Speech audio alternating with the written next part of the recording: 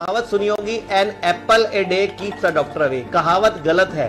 कहावत है an amla a day keeps a doctor away. अब अंग्रेजों के यहाँ आंवला उगता नहीं था, उन्होंने आंवला हटा के एप्पल लगा दिया। हमारे भारत में कहावत थी, रोज एक आंवला खाओ और स्वस्थ रहो। एक आंवले में 6 किलो संतरे जितना विटामिन सी होता है, 12 अमरूदों जितना विटामिन ए होता है। तो अब आप बताओ एक आंवला क्या है? एक आंवला गुणों की खान है। तो आंवला आप रोज सेवन करें, बहुत अच्छा है, बहुत गुणकारी है, पेट को ठीक करता है, हाजमे को ठीक करता है, गैस को ठीक करता है, लीवर को ठीक करता है।